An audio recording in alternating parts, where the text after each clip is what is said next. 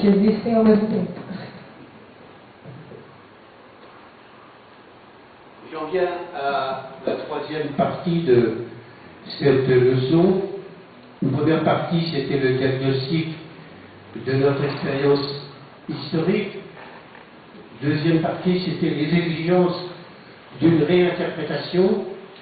Et maintenant, en troisième partie, je voudrais essayer de décrire les lieux de fermentation, les principaux lieux vivants de la pensée théologique du XXIe siècle.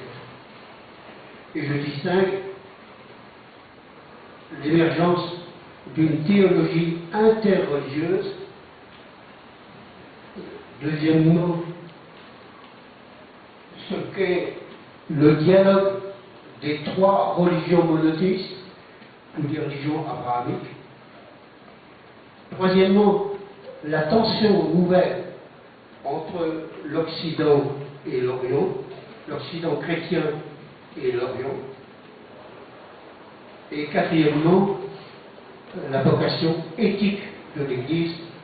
J'en ai déjà parlé, mais je préciserai ma pensée. Passando então à terceira parte da aula, a primeira parte foi o diagnóstico da experiência histórica, a segunda parte, as exigências de reinterpretação, a necessidade de reinterpretação, e agora ele passa então a descrever os lugares de fermentação, ou seja, os principais lugares vivos do pensamento teológico do século XXI. Ele vai falar então primeiramente de teologia interreligiosa, segundo, do diálogo entre as três religiões monoteístas abrâmicas, e em terceiro lugar, a da nova tensão entre Ocidente e Oriente, o Ocidente católico. E finalmente, em quarto lugar, sobre a vocação ética da Igreja. Donc, premièrement, vers une théologie interreligieuse. J'irai très vite puisque je reviendrai là-dessus dans d'autres exposés. Vous savez que la théologie des religions est devenue un chapitre très vivant de la théologie depuis Vatican II, déjà pendant le Concile, mais maintenant, 40 ans, plus de 40 ans après le Concile, la théologie des religions cherche toujours son statut. Je pense qu'elle sera un des lieux majeurs de la rédemption chrétienne, et cela au service d'une meilleure intelligence de la singularité chrétienne.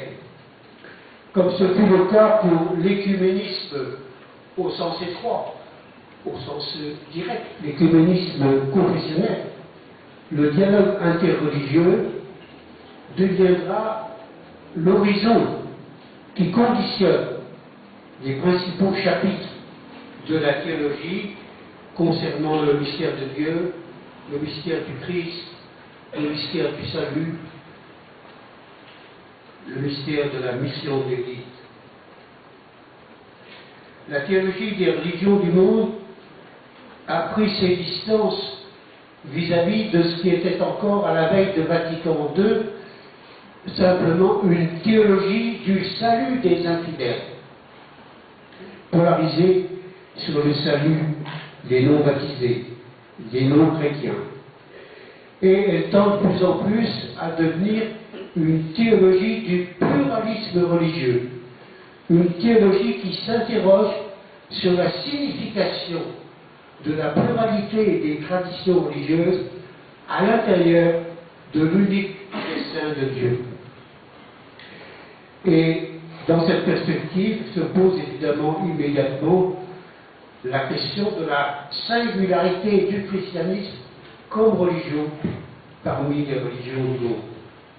Et se pose évidemment la question, quelle est la hiérarchie